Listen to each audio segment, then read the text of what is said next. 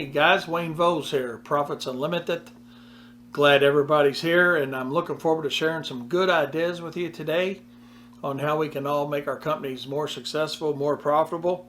And the 4 P's to success is going to be what I'm going to talk about for a few minutes today, is how we can not break our company down into 4 P's, but for the sake of time today, that's how we're going to break it down.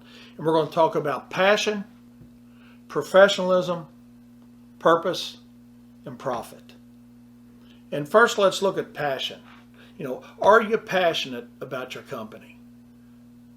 I know you're thinking out there, well, of course I'm passionate about my company. That's why I do it. That's why I have my own business. But I think it's easy to talk about passion, but the reality of it is sometimes we get a little bit complacent, and we can be passionate about it in front of our peers maybe. But do you always have the passion and the drive to be number one? Because that's what it takes. What are you doing to position your company to be successful, to be profitable, and to be number one? Because, contrary to a lot of public thinking now, second place isn't the right place for anybody. There's no participation trophies when you own your own company. Nobody cares if your company fails or succeeds.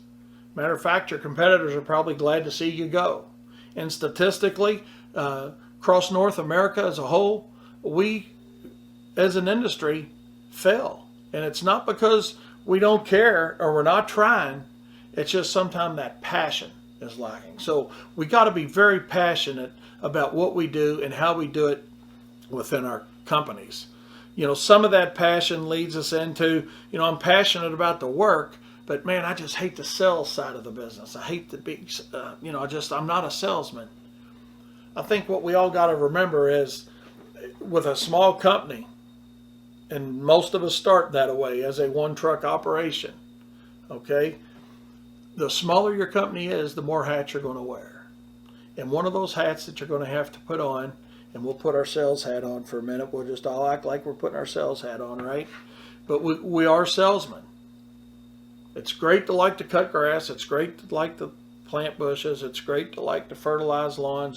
It's great to do everything else other than sales. But we got the reality of we got to treat ourselves and know that we are salesmen. And we'll certainly have another video and many videos down the road on selling. But one thing I want you to take away from this video today on selling that I was taught by my father, who I respected tremendously. I hated the training he put me through when he was teaching me how to sell, starting from the time I was 18 years old and probably 17 years old realistically. He asked me one day, he says, Wayne, he said, what's the most important thing in selling? And I gave him every reason in the world other than the one he was looking for. That it's the relationship, it's doing what you tell people you're going to do. I had all these reasons that I thought were the right answers. And the reason I respect his answer to this so much is because this man, he was never involved in a lawn and landscape business till 1990 when he retired from his previous employment. But what he did, he was involved in sales his entire life, working for Fortune 500 companies, training their salespeople all over the world, basically. And so I respect his knowledge. And I didn't respect it at 18 and 19 and 20 years old and 30 years old. But as I got older and saw what he was trying to teach me is why it made sense when he asked me, Wayne, what's the most important thing in selling? And I had all these reasons about doing the job right and caring about your customers and this and that, but they really weren't the right answer. And finally I said, Dad, what is the right answer? What is the most important thing in selling? And he just quite honestly told me, Wayne, he said, the most important thing in selling is you got to sell yourself first. And I didn't understand that at first. And I think that's something where being a salesman, like you are and I am, we've got to understand that if we're not convinced that what we have to offer is different and better than our competitor, we've lost the battle and we'll never win the war. It's just that simple. You've got to know what you do different and better than your competitor and be able to convey that message to your potential client to be successful and to remain passionate about what you do. And he said, Wayne, there's two other questions you got to answer for your customer. First thing you got to do is sell yourself. But he said, people make selling way too hard. He said, there's two questions that have to be answered for any buyer. I said, what's that, Dad? And he made me take some guesses again. And I started taking a few guesses. And of course, they were all wrong. They were good answers. They just weren't the right answer of what he was looking for. He said, Wayne, here's the two things you got to remember in selling. Once you sell yourself, the next two questions that you answer for your customer is number one, what's in it for them? And number two, how can they pay for it? The what's in it for them is the perceived value.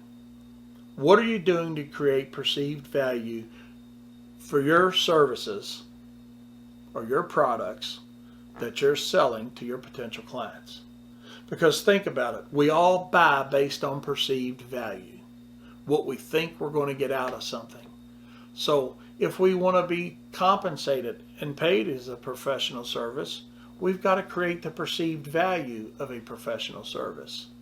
And once we create that perceived value, the next question we have to answer for our customers is, how can they pay for it? How can they pay for it? What are you doing to make it easy for your customers to buy from you? Not just, okay, I've mowed your lawn, give me $35 or $50 or $100 or whatever it is you're charging. Or no, well, the landscape's done, give me half of it up front and half of it when we're done. How many times don't we hear a price objection in this industry or any industry? And that's a lot of money. That's too high.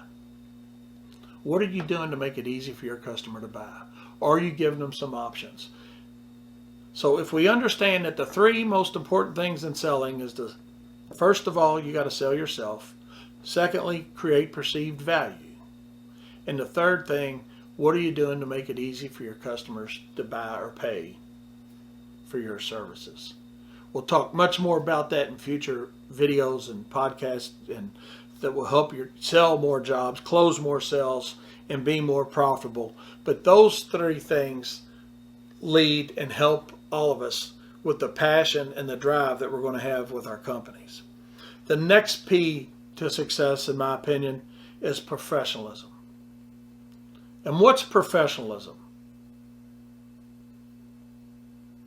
Let's pause for a minute and just think about it. In your mind, what do you perceive as being professional? What is professionalism? Guys tell me all the time at seminars when we're talking about professionalism, the first thing anybody wants to bring up is, well, professionalism, man, we keep our trucks clean. That's very important, without a doubt. Image is important. But there's a million things that go into professionalism, right? I think we can all agree to that.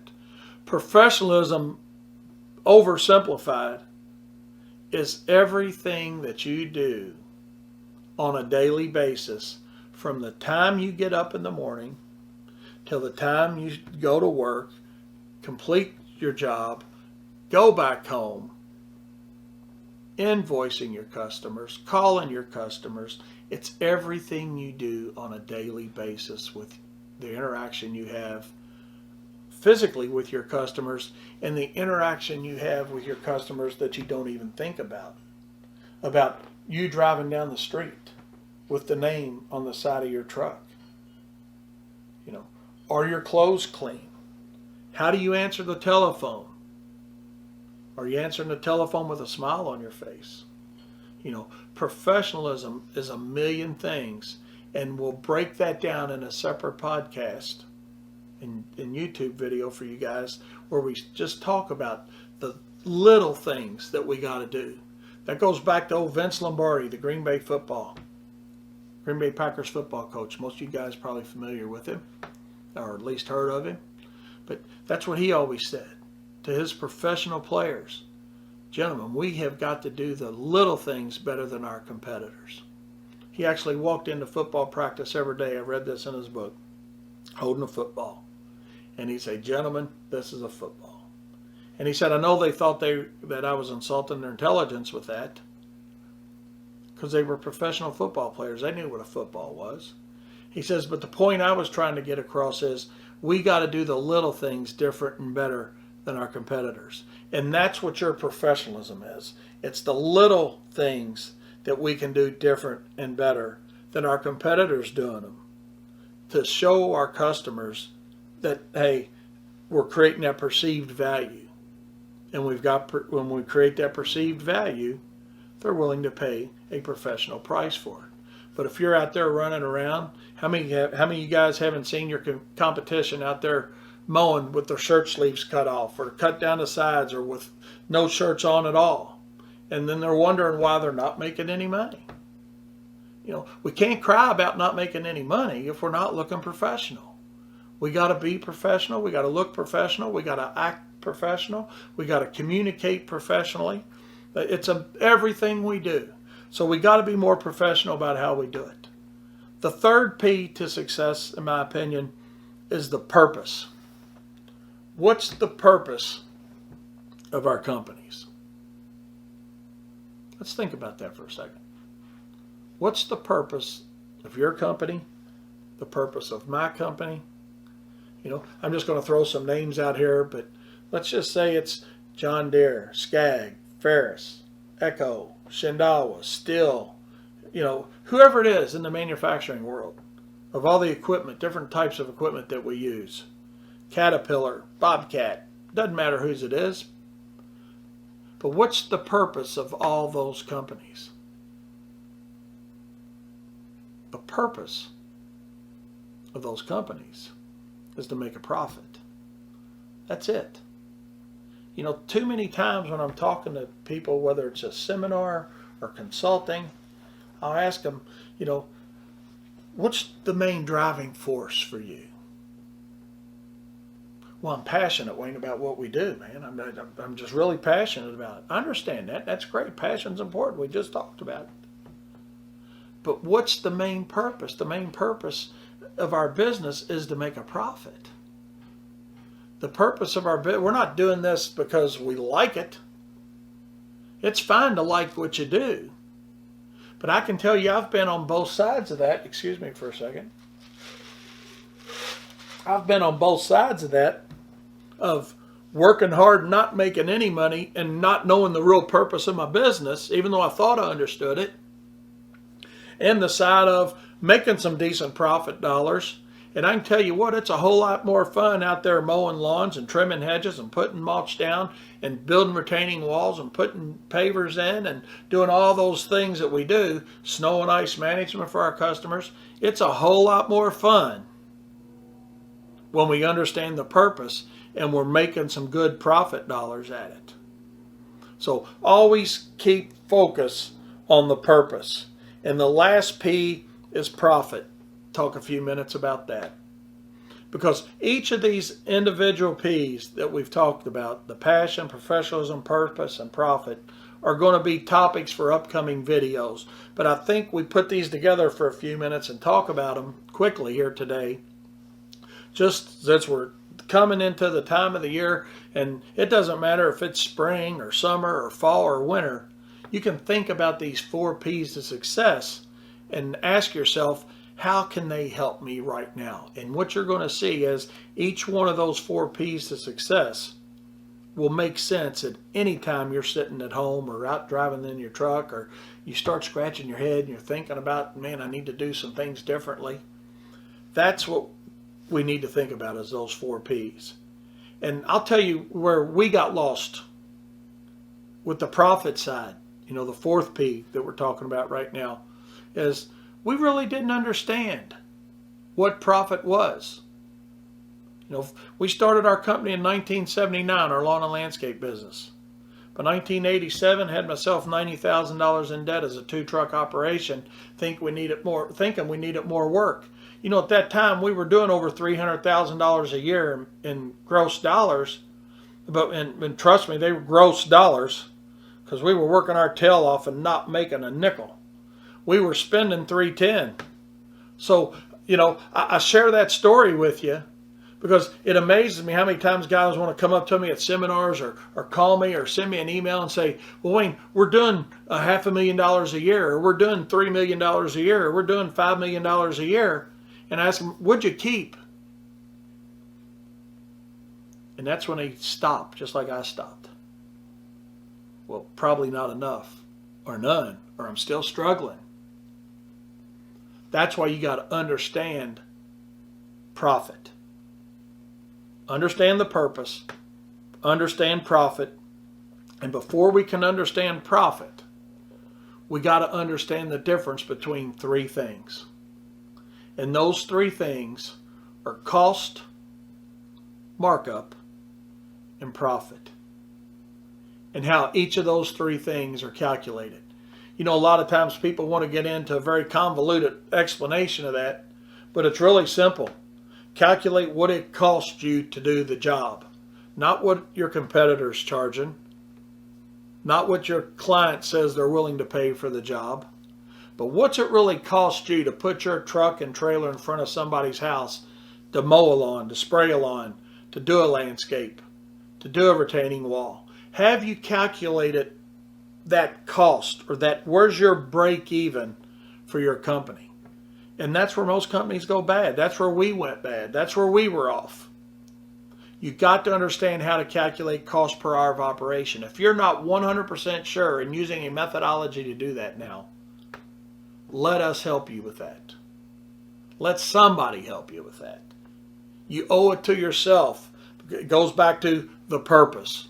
The purpose is to make a profit. We can't make a profit unless we understand what the costs are. And then from cost, we got to think about markup. How much do we want to mark that up?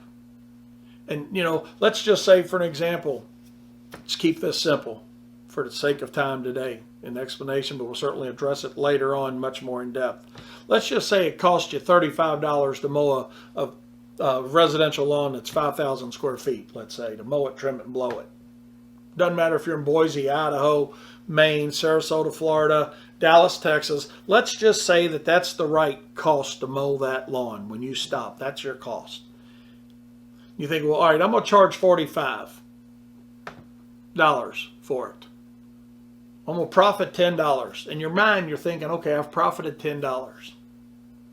To calculate, just remember this, and this is easy to remember, that markup's based on cost, profit's based on selling price. It's just that simple.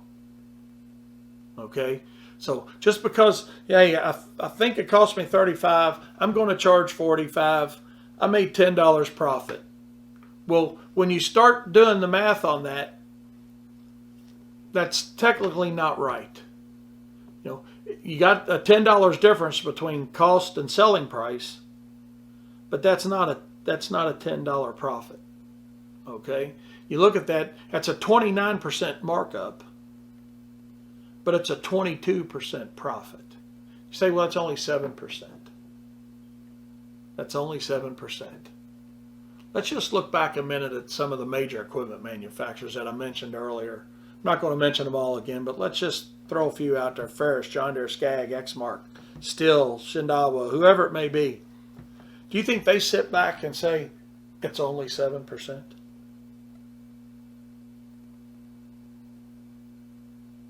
Do you think they sit back and say it's only 7%? And I'm not saying that $35 is anybody's cost that's watching this video.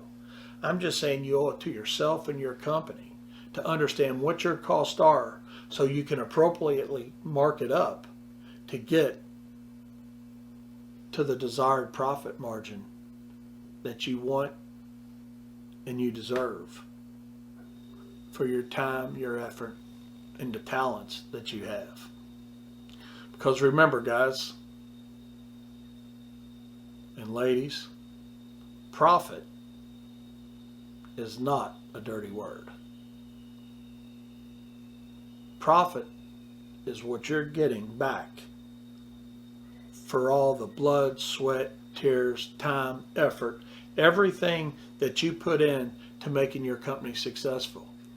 And by not knowing the difference between cost, markup, and profit is why the failure rates for our industry are so high. Don't let yourself be that statistic. Understand why you charge what you charge, and let the 4 P's to success: passion, professionalism, purpose, and profit be the driving force to your company. Hope everybody picked up a couple little things as a takeaway to help your company be more successful, more profitable. Be sure to subscribe to our YouTube channel to keep up to date. We got a lot of new things coming out that we share at our seminars. I understand you guys may not always have a chance to get to a seminar that we're doing, okay? But you certainly have a chance when you're in your truck driving from job to job, or you're sitting at home. You've got time to get on our YouTube channel, check out what's new, listen to a podcast, and let Profits Unlimited and Wayne Vose help your company be more successful and more profitable. See you next time.